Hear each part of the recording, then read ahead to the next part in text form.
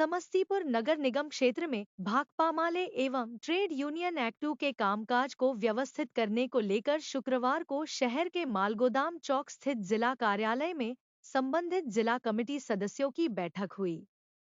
बैठक की अध्यक्षता जिला सचिव उमेश कुमार ने की। पर्यवेक्षण पोलिट ब्यूरो।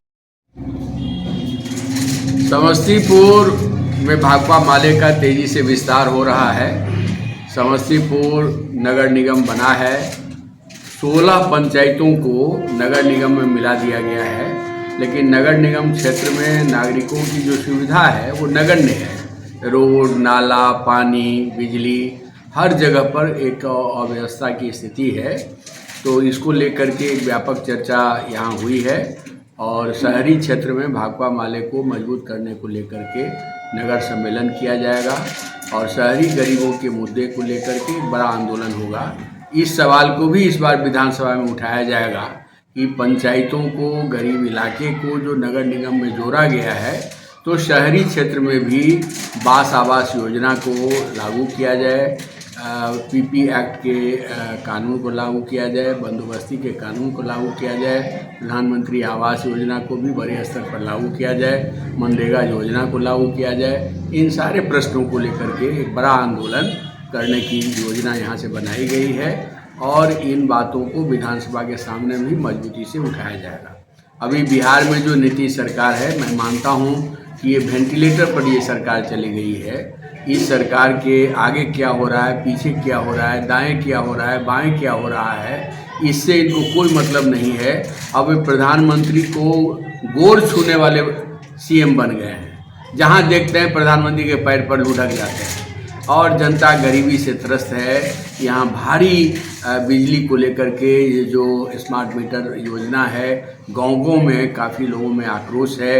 अन्य राज्यों में फ्री बिजली गरीबों को मिलती है, लेकिन बिहार में फ्री बिजली नहीं दी जा रही है। अन्य राज्यों में वृद्धों को, बूढ़े, महिलाओं, विकलांगों को कहिए 2500, 2000, 4000 मासिक पेंशन मिलता है, लेकिन बिहार में केवल 400 रुपये मिलते हैं। ये एक बड़ा मसला है। अभी आप देखे होंगे आसरा गृह में 3-3 बच्चों की जान चली गई।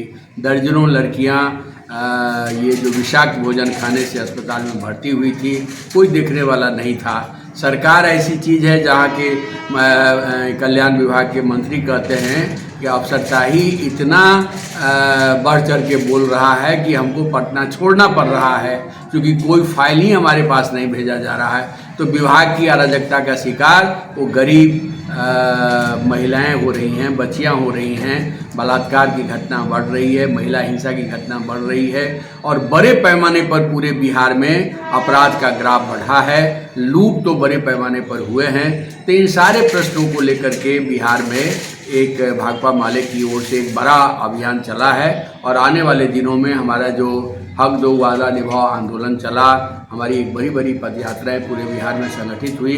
इस सब का समापन एक बड़े आंदोलन के रूप में पटना में होगा और एक बड़ी रैली होगी और वहां से इस बात का ऐलान किया जाएगा कि ये जो भाजपा की जो वेंटिलेटर वाली सरकार है, बिहार अब इसको और बर्दाश्त नहीं करेगी।